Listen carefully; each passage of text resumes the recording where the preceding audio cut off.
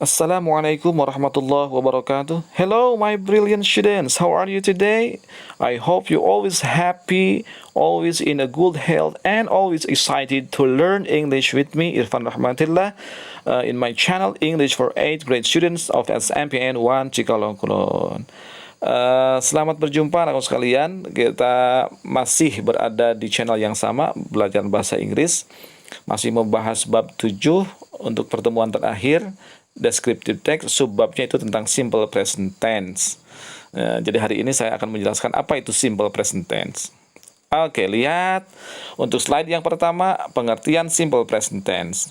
Apa itu simple present tense? Simple present tense adalah salah satu bentuk kalimat sederhana yang berfungsi untuk menjelaskan suatu keadaan pada saat sekarang, ataupun kalimat yang menjelaskan kegiatan yang menjadi kebiasaan atau habitually action, serta kalimat yang menyatakan kebenaran umum atau istilah bahasa Inggrisnya disebut dengan general truth. Contohnya adalah misalnya I am a student, saya seorang siswa.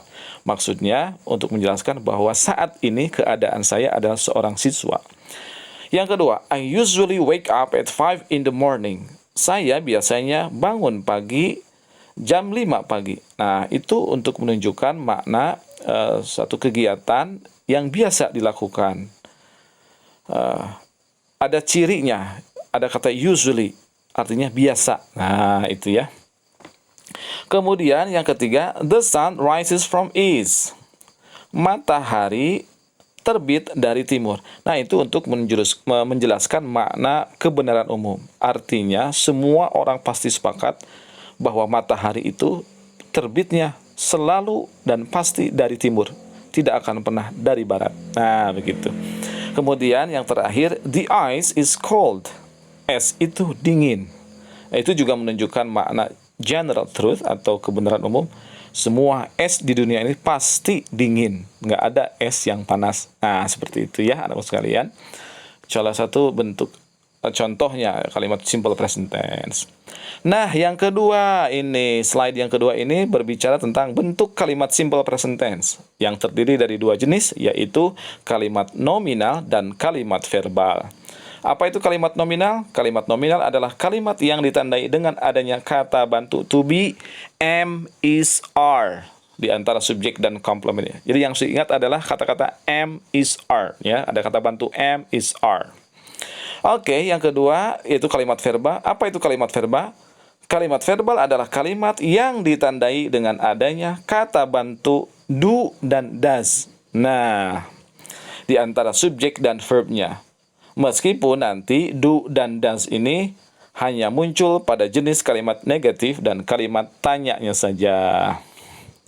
Nah, supaya lebih jelas, mari kita lihat ke contoh bentuk kalimat yang pertama, yaitu kalimat nominal.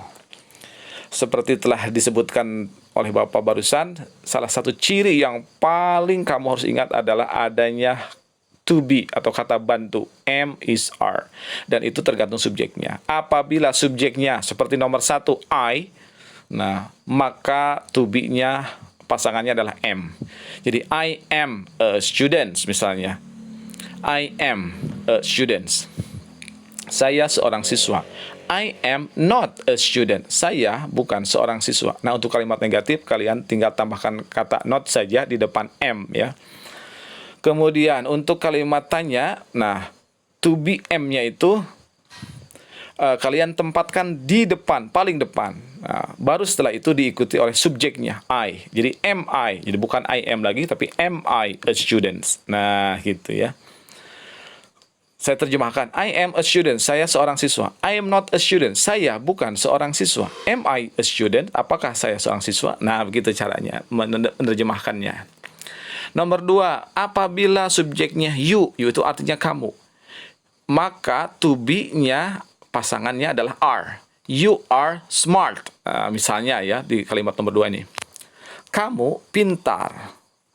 Untuk membuat kalimat kamu tidak pintar, you are not smart. Tinggal tambahkan kata not saja gitu, di setelah kata are-nya. You are not smart. Kemudian kalimat tanyanya, are-nya di depan, baru you. Jadi are you smart? Nah, gitu ya. Apakah kamu pintar? Nah, itu terjemahannya. Kemudian apabila subjeknya it, misalnya, it itu menunjukkan kata ganti orang ketiga, tapi bukan untuk manusia, tapi untuk selain manusia, seluruh benda lah pokoknya, bukan manusia, tapi harus tunggal ya, harus satu. Contohnya misalnya, it is an apple, maka to be-nya is, bukan am, bukan are, tapi is. Nah, contohnya ini, it is an apple, ini sebuah apple.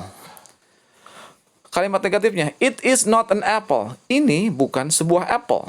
Kalimat tanyanya, is it an apple, apakah ini sebuah apple? Nah, gitu. Nomor 4, apabila subjeknya he artinya dia laki-laki, tapi satu orang ya. Dia laki-laki, satu orang nih. Maka to be-nya is, sama dengan it barusan. Jadi he is diligent misalnya, dia itu rajin. He is not diligent, dia tidak rajin. Is he diligent, apakah dia rajin? Nah, seperti itu ya. Kemudian yang nomor 5, apabila subjeknya they, mereka artinya, maka to be-nya adalah are. They are.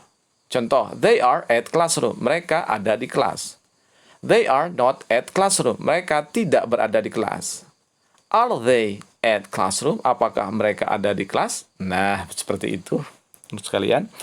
Yang terakhir untuk kalimat nominal, contohnya misalnya ada nama seorang manusia namanya Tony, dia sendiri, maka to be-nya adalah is. Jadi apabila subjeknya tunggal, kamu harus ingat ya, maka to be-nya is. Contoh kalimat, Tony is tall, Tony itu tinggi. Tony is not tall, Tony itu tidak tinggi. Is Tony tall, apakah Tony tinggi? Nah, itu untuk contoh kalimat nominal. Kesimpulan, perlu diingat untuk kalimat nominal apabila subjeknya I, maka pasangan to be-nya am. Apabila subjeknya you, they, dan we, maka pasangannya adalah are. Apabila subjeknya he, she, dan it, maka pasangannya adalah is. Apabila subjeknya tunggal, maka pasangannya is. Apabila subjeknya lebih dari satu atau jamak, maka pasangannya adalah are. Itu untuk kalimat nominal. Nah, sekarang masuk ke kalimat verbal. Nah, jadi kalimat verbal sudah tidak berbicara masalah am, is, are lagi. Nah, ini sekarang sudah berubah ya. Kalimat verbal adalah kalimat yang intinya selalu ada kalimat kata kerja. Kata kerja itu adalah kalimat yang berbentuk kata yang berbentuk pekerjaan atau perbuatan seperti makan, minum, tidur gitu ya. Bermain dan sebagainya ya, berbicara dan sebagainya lah, kalian pasti tahu, pasti ngerti kata kerja. Oke, saya akan langsung ke contohnya. Misalnya saya nomor 1, I eat some rice every day. Saya makan nasi setiap hari. Lihat. Kalau bahasa Inggrisnya saya tidak makan nasi, bagaimana Pak? Nah, lihat contohnya. Yang nomor 2 tuh, yang kalimat negatif yuk. I do not eat. Nah, jadi ada tambahan do not. Karena subjeknya I, maka kata bantunya adalah do. I do not eat some rice every day. Saya tidak makan nasi setiap hari. Nah, kemudian ubah lagi ke dalam kalimat tanya. Apakah saya makan nasi setiap hari? Bagaimana bahasa Inggrisnya? Do I eat some rice every day? Nah, seperti itu anak-anak sekalian ya, bisa Pak. Oke, nah lihat yang kedua. You play badminton every Tuesday. Kamu bermain badminton setiap Selasa. Setiap hari Selasa maksudnya. Nah, kalimat negatifnya, you do not play badminton every Tuesday. Kamu tidak bermain badminton setiap Selasa. Dia tinggal nambahin kata do not. Kemudian yang ketiga untuk kalimat tanyanya, do you play badminton every Tuesday? Apakah kamu bermain badminton setiap hari Selasa? Nah, gitu. Oke, sekarang masuk lagi. Apabila subjeknya itu jamak, lebih dari satu orang. Contoh, Gilang and Melissa drink coffee. Gilang dan Melissa minum kopi. Kalimat negatifnya, Gilang and Melissa do not, tambah kata do not ya, drink coffee. Kemudian ya kalimat tanyanya, do Gilang and Melissa drink coffee. Jadi do-nya di depan ya, mendahului subjeknya. Do Gilang and Melissa drink coffee? Apakah Gilang dan Melissa minum kopi? Itu artinya. Nah, lihat. Untuk yang nomor 4, 5, 6 ini kalian perhatian baik-baik. Apabila subjeknya she, artinya dia perempuan, tapi satu orang, maka nanti lihat perubahannya. Ada does not itu di kalimat negatif dan kalimat tanya. Perhatikan ya baik-baik. Itu bukan do lagi, tapi does. Saya bacakan nih kalimatnya. She drinks a glass of milk today. Untuk kalimat positif. Dia minum segelas susu hari ini. Nah, kalau tidak minum segelas susu hari ini, bagaimana bahasa Inggrisnya? She does not. Nah, bukan she do not, tapi she does not drink a glass of milk today. Kalimat tanyanya, apakah dia minum segelas susu hari ini? Bahasa Inggrisnya adalah, does she drink a glass of milk today? Nah, seperti itu. Mohon maaf nih, penulisannya bukan he ya, maksudnya she ya, karena di atasnya kan she itu. Ada kesalahan ngetik nih ya, mohon maaf nih.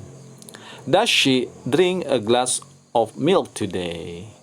Cuman ini harus ada ketelitian. Lihat, apabila subjeknya adalah she, he, atau it, atau subjeknya tunggal, maka kata kerjanya harus di ujungnya ada s-nya. Contoh, she drinks.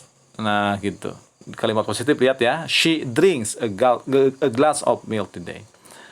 Namun ketika sudah masuk ke kalimat negatif, karena ada tambahan kata does not, maka s yang di drinknya itu, huruf s yang di kata drinknya itu hilang. Jadi she does not drink, bukan drinks lagi, tapi drink, s-nya hilang. A glass of milk today. Nah, masuk lagi ke contoh nomor 5 sekarang, supaya lebih mengerti lagi, lebih paham lagi. Yusuf speaks, ada s-nya tuh. Yusuf berbicara English setiap hari, every day. Yusuf berbicara bahasa Inggris setiap hari. Itu artinya. Nah, kalimat negatifnya, Yusuf does not speak. S yang di speak-nya itu hilang karena sudah ada tambahan does not di situ. Yusuf does not speak English every day. Yusuf tidak berbicara bahasa Inggris setiap hari. Does Yusuf speak English every day? Apakah Yusuf berbicara bahasa Inggris setiap hari? Nah, gitu ya.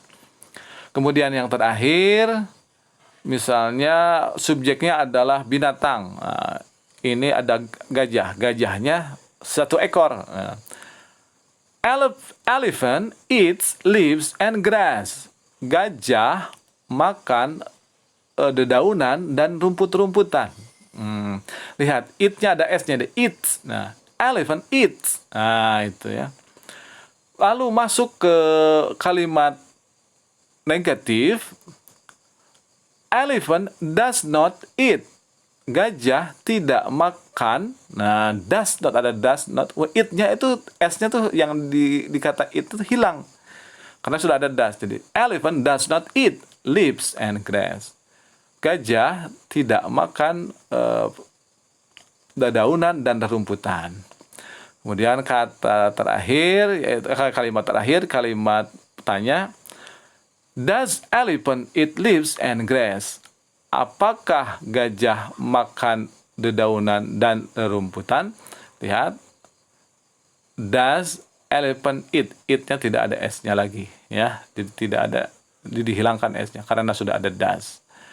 Nah, itu mudah-mudahan bisa difahami ya oleh seluruh anak-anak sekalian.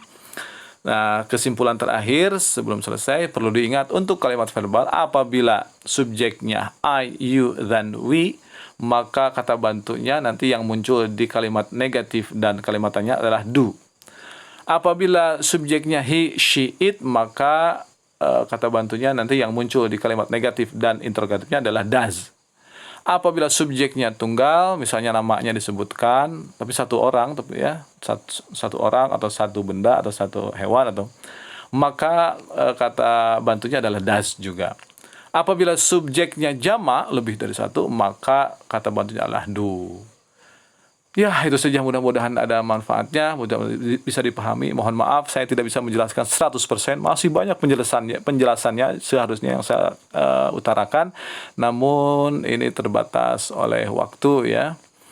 Terlalu lama nanti di video ini. Itu yang bisa saya sampaikan. Nanti untuk latihannya seperti biasa akan saya bikin di Google Form. Itu saja. Billahi taufiq wal hidayah. Assalamualaikum warahmatullahi wabarakatuh. See you next week.